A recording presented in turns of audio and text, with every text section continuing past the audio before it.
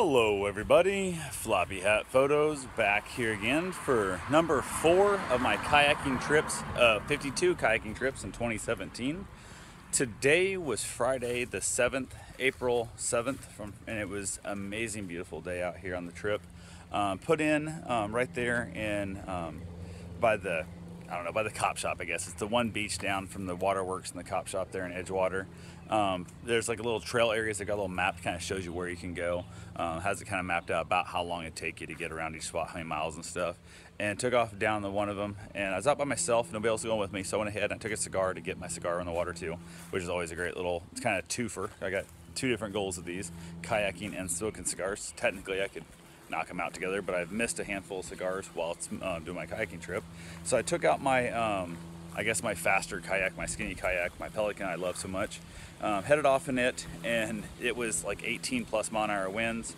Absolutely getting my butt kicked on that intercoastal there. Like, it was just disgusting. I tried to stop paddling to light my cigar, and I had to have the cigar in the boat underneath, like in the little cockpit, to even come close to lighting it. And as the time it took me to light my cigar, I had drifted like 400 yards out of the way, like the opposite direction of stuff. When it was blowing me around, pushing me around like crazy, absolutely just having a hard time with it. Really was just a fighting struggle to keep where I was wanting to go. I was taking 10 or 11 strokes with my right hand, none with my left, and still going right. Like, I couldn't get myself pushed back to steer worth a damn. I was having to really fight and struggle.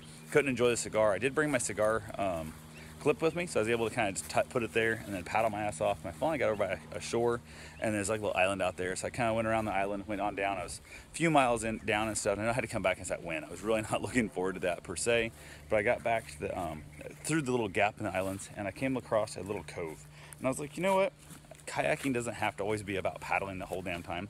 So I backed up into the little cove there, little clam bed, and just watched the fiddler crabs and the hermit crabs and the gobies and the little fish, and just watched everything, you know, crawling around underneath me and stuff and swimming around underneath me, and absolutely had a blast. And it might be one of my better kayaking trips without like having, it's definitely probably one of my favorite kayaking trips alone, to be honest with you. Like, I really had a great time with it.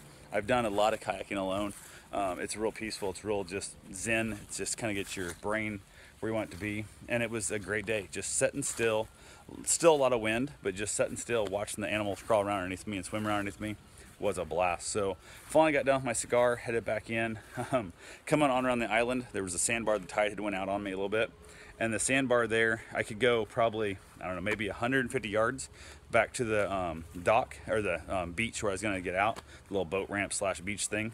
Or I could go about, I don't know, probably 500 yards up against the wind to go around a sandbar, or I could just cross sandbar, which is probably 10 yards long.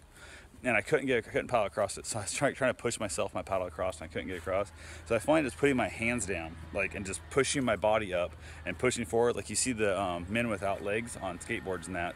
So I went ahead and I did that. Unfortunately, I did that the whole way across the sandbar, and it's hard on my shoulders. Like, I wasn't used to that movement, so my shoulders kind of took a little bit of a beating there. Made it across though, and it probably would have been easier just to go on up the 500 yards and come back to 500 yards to the shore.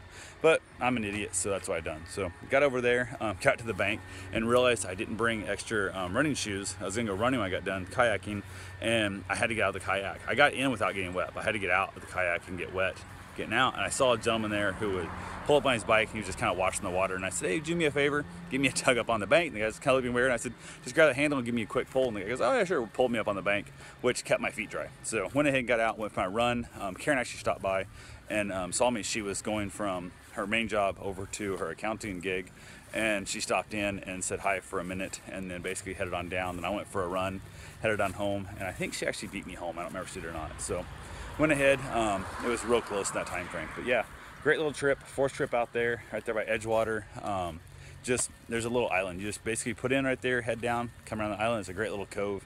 If you want to see some little crabs and stuff, just chill out there. Just enjoy your life. Not everything in, you know, kayaking has to be proving how many miles I did, and I was at this speed and that fast, and just sitting in the water having a great time. I do need to get myself some fishing poles and some holders and that kind of stuff in the kayak, so I can get out there and do a little kayak fishing as well. So I got ticked off on this when the wind blew around so bad. I went home, ordered rudder mounts, and ordered a rudder for my kayak. So I'm gonna have 2 rudder mounts and only 1 rudder coming because I need to make sure if I like that rudder before I buy a second one to put on the other kayak. So if I want to get both mounts, I got to pay like $5 shipping, and the item's like $6.99. So I didn't want to waste that much shipping, not get both mounts. So it is what it is, and I'll let you know once I get here. And you guys have yourself a safe, wonderful day. Get out there, set a little goal, whatever it be, you know, restaurants, runs, kayaking trip, whatever it is, set a goal and make it happen. Heck, it could be you want to kiss a bunch of different people. Go kiss a bunch of different people. So have fun, take care, I'll see you soon. Get out there on an adventure.